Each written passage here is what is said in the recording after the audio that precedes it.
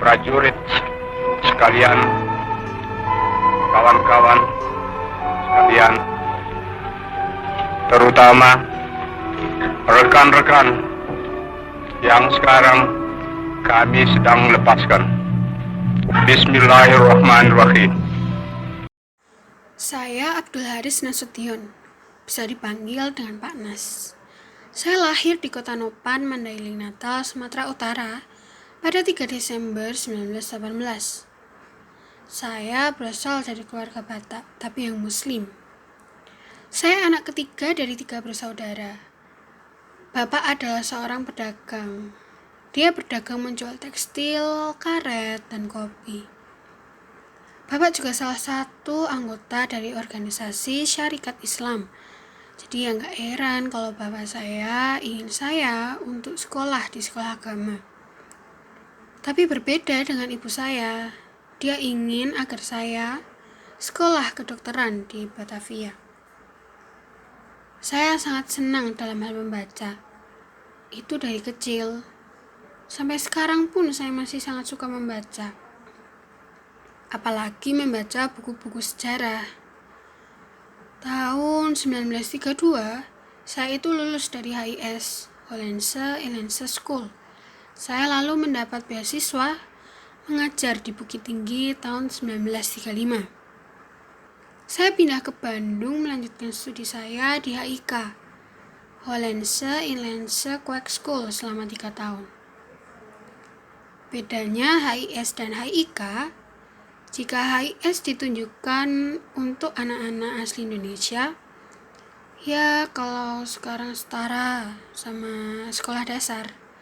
Tapi kalau HIK adalah pendidikan untuk menjadi guru. Namun suatu ketika saya merasa, kok sepertinya saya lebih tertarik pada hal politik. Di situ saya mulai membeli buku yang ditulis Bapak Soekarno dan saya membacanya diam-diam. Setelah lulus dari studi saya di Bandung tahun 1937, saya lalu kembali ke Sumatera dan mengajar di Bengkulu. Di sana saya tinggal di dekat rumah pengasingan Pak Soekarno. Saya beberapa kali sempat berbincang dengan beliau dan mendengar pidatonya. Setahun kemudian, saya pindah ke Tanjung Raja untuk mengajar. Namun lama-kelamaan, justru saya lebih tertarik pada hal politik dan militer. Tahun 1940, Jerman Nazi menduduki Belanda. Pemerintah kolonial Belanda saat itu membentuk korps perwira yang menerima orang Indonesia. Di situ saya bergabung dengan mereka karena saya rasa dengan ini saya mendapat pelatihan militer. Saya dikirim ke Akademi Militer Bandung untuk mengikuti pelatihan. Lalu pada September 1940, saya dipromosikan menjadi kopral. Lalu 3 bulan kemudian, saya menjadi sersan. Hingga akhirnya, saya menjadi seorang perwira di Genil. Di tahun 1942, Jepang menyerbu dan menduduki Indonesia. Saat itu saya sedang ada di Surabaya untuk mempertahankan pelabuhan Tanjung Perak jika terjadi Perang Dunia Kedua. Saya sebenarnya takut juga itu Jepang masuk ke Indonesia. Maka dari itu saya kembali ke Bandung untuk bersembunyi agar tidak ditangkap oleh pihak Jepang. Di Bandung saya aktif sebagai penasihat Badan Keamanan Rakyat.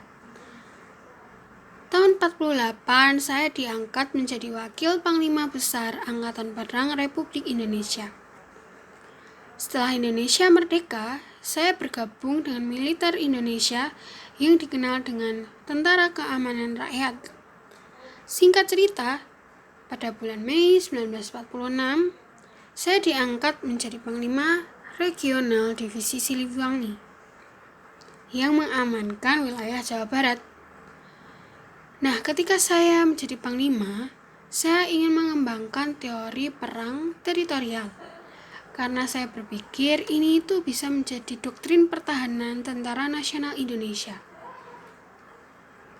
Bulan Januari 1948, Pemerintah Indonesia dan Belanda menandatangani perjanjian Renville yang menyatakan bahwa Belanda hanya mengakui wilayah Indonesia meliputi Jawa Tengah, Yogyakarta, Jawa Timur, dan Sumatera. Maka sebenarnya saya agak terpaksa harus memimpin divisi Siliwangi untuk menyeberang ke Jawa Tengah. Perang kemerdekaan pertama pada saat itu bulan Juli tahun 47. Kami bersama melawan Belanda dan kami berhasil membuat mereka tidak bisa untuk menguasai wilayah yang ada di luar kota Jawa Barat. Mana saja? Ya, Purwakarta, Garut, dan sebagainya. Lalu siapa yang menguasai? Ya tentunya kami, pasukan Siliwangi. Jika berbicara mengenai perang, saya memang saat itu mengusulkan strategi yang dikenal dengan nama perang gerilya. Saat itu antara Belanda dan Indonesia memang tidak ada yang menang ataupun yang kalah. Tapi kami bisa untuk membuat Belanda tidak betah dengan Indonesia. Sekitar tahun 1948, saya dipilih oleh Bapak Soekarno untuk menjadi wakil Panglima TKR sekaligus mendampingi Pak Sudirman di Jogja. Beliau mereorganisasi struktur pasukan TKR dan di situ saya mengajukan konsep perang gerilya kepada beliau. Dan ternyata Bapak Sudirman setuju, lalu menandatangani. Dan konsep perang ini kami gunakan untuk menghadapi Belanda. Sekitar 1 bulan setelah Belanda mengakui adanya kedaulatan Republik Indonesia, Pak Sudirman meninggal. Itu berarti tahun 1950. Di tahun yang sama, saya diangkat sebagai Kepala Staf Angkatan Darat. Namun saya tidak lama menjabat, karena jabatan saya ini dicopot sama Bapak Presiden. Pak Soekarno mengira saya sebagai pelaku aksi menodongkan meriam ke istana, atau dikenalnya sebagai peristiwa 17 Oktober 1952. Itu adalah konflik yang terjadi di antara TNI AD dengan para politikus, Dewan Perwakilan Rakyat Sementara. Saya dan Pak Simatupang dianggap pelaku di balik adanya aksi tersebut. Maka saya itu hampir selama 3 tahun menganggur. Dan disitulah saya mulai menulis buku. Buku pokok-pokok gerilya yang saya judulkan Fundamentals of Guerrilla Warfare. Kenapa saya menamai perang gerilya? Jadi perang gerilya itu dari bahasa Spanyol ya, dari kata geril yang artinya perang, sedangkan gerilya artinya perang kecil. Perang kecil yang bagaimana? Perang yang perlawanannya tidak dilakukan secara frontal, tapi yang bertahan itu menghindari pertempuran langsung dengan lawannya. Yang bertahan itu akan melakukan pertempuran jika dia memiliki keunggulan seperti kondisi tempat, alat perang yang sekiranya bisa mengalahkan lawan. Contohnya saja, pihak A berada di tempat yang luas dengan pasukan yang banyak dan senjata yang canggih, akan lebih yakin menghadapi musuhnya yaitu pihak B yang berada di tempat lebih sempit, daerahnya rawan terjadi sesuatu, pasukan yang sedikit, dan senjata yang sederhana. Di tahun 55, Pak Soekarno ini kembali mengangkat saya sebagai Kepala Staf Angkatan Darat, tapi sudah ada pembaharuan sistem tur tugas untuk menciptakan perwira yang profesional dan memusatkan pelatihan militer secara nasional. Adanya demokrasi terpimpin menganjurkan TNI untuk mengambil alih perusahaan-perusahaan Belanda yang dinasionalisasi untuk membendung kita. Perwira TNI diminta Bung Karno untuk memimpin perusahaan. Tahun 1958, Doktrin dui fungsi ABRI menyatakan ABRI akan mengadopsi jalan tengah, tidak dalam kendali sipil dan tidak mendominasi pemerintahan. Dui fungsi ABRI berarti bahwa ABRI mempunyai dua fungsi, yaitu sebagai kekuatan militer Indonesia dan sebagai pemegang kekuasaan dan pengatur negara yang berlaku pada masa pemerintahan Orde Baru. Nah, lalu mengapa saya beri nama dui fungsi? Karena November 1958, Pak Soekarno menyatakan tentara itu kekuatan politik ilegal, menjadikan golongan karya sebagai kekuatan pertahanan dan sosial politik. Dekret Presiden 5 Juli 59 yang mengakhiri sistem demokrasi parlementer, saya diangkat menjadi Menteri Pertahanan dan Keamanan di Kabinet Soekarno. Dan di sisi lain, saya juga masih tetap menjadi Kepala Staf Angkatan Darat. Berbeda dengan di tahun 62, beliau ini, Pak Soekarno, tidak suka dengan PRRI, Revolusioner Republik Indonesia, yang mengadopsi sikap anti-Amerika dan cenderung lebih dekat kepada PKI daripada TNI. Jadi di situ ada ABRI versus PKI mungkin sebutannya. Ya, kalau bicara perkembangan pasti ada ya. Saya sebagai ketua MPRS setelah sidang istimewa tahun 67 selesai menolak adanya surat pertanggungjawaban Pak Soekarno yang membuat beliau akhirnya turun jabatan, dan saya saat itu mengklaim Pak Soeharto sebagai penggantinya. Meskipun saya sempat akan menjadi presiden menggantikan Pak Soekarno, namun saya justru masih ragu-ragu apakah saya ini bisa membawa tanah air saya ke jalan yang lebih baik. Persoalan itu akhirnya saya putuskan untuk mundur saja dan tetap mengklaim Pak Soeharto menjadi presiden kedua negara kita. Namun pada 27 Maret 1980, justru Pak Soeharto mengatakan anggota ABRI harus siap mempertahankan kursi mereka di DPR dan harus melindungi Pancasila dan UUD 1945 dari kemungkinan amandemen. Beliau juga sempat membantah tuduhan korupsi. Pak Soeharto memimpin Indonesia selama hampir 32 tahun. Tapi saya rasa semakin lama itu Pak Harto semakin melenceng dari UUD 1945 dan Pancasila kala itu.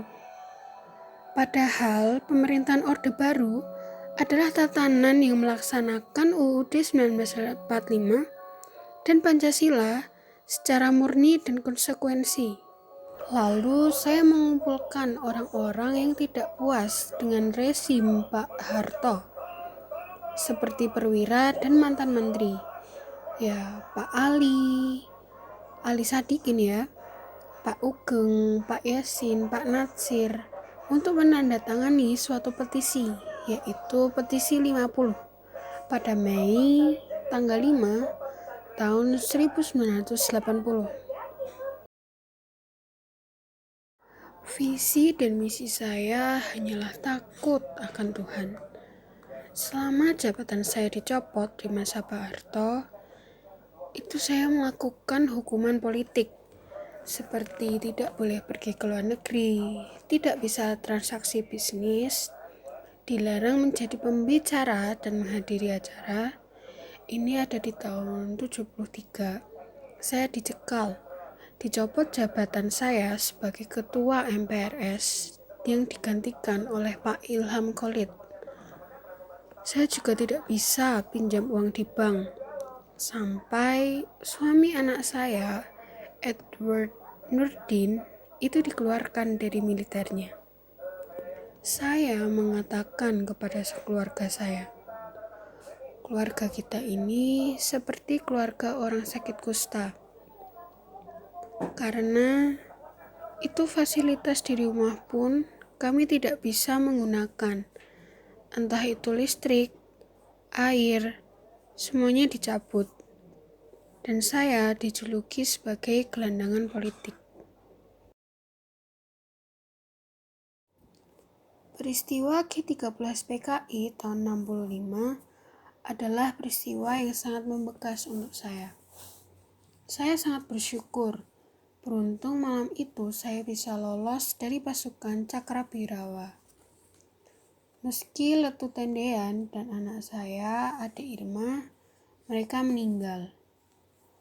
Letu Tendean yang 2 bulan lagi saat itu akan menikah dengan Rukmini, justru mengatakan dialah Pak Nas. Dia lalu dibawa ke lubang buaya dan dieksekusi. Terdapat beberapa luka tembak di badannya dan pukulan di beberapa bagian kepala.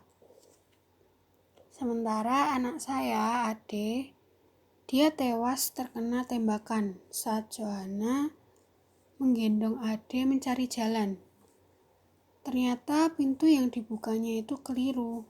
Dia bertemu dengan Cakrabirawa yang seketika langsung menembakkan peluru dan mengenai Ade. Saat itu saya tidak tega dan sangat khawatir melihat anak saya berlumuran darah. Tapi istri saya malam itu bilang sama saya sambil menggendong Ade, "Kamu ini yang dicari, cepat pergilah. Kami akan baik-baik saja. Biar aku yang urus Ade." Lalu langsung saja saya melompat kabur lewat pagar tembok rumah saya yang berbatasan dengan kantor pemerintahan Irak. Awal kejadiannya malam itu di rumah saya di Jalan Teuku Umar nomor 40, Menteng, Jakarta Pusat. Ade tidur bersama saya dan Johanna. Lalu dini harinya sekitar jam 4, saya mendengar suara tembakan. Malam itu memang saya tidak bisa tidur. Kegaduhan mulai terjadi. Ade dibawa adik saya, Mardiah, lalu anak saya yang satunya lagi, si Yanti itu sembunyi. Istri saya mengintip dari pintu kamar. Dia bilang kalau ada pasukan Cakrabirawa di sana. Ya sudah, saya segera kabur, istri saya menggendong Ade, Yanti bersembunyi, dan Tendean sepertinya masih ada di kamarnya. Yanti yang saat itu memberitahu Tendean kalau ada pasukan Cakrabirawa. Begitulah, setelah pasukan meneriaki, Tendean yang keluar dan menyebut dirinya adalah saya.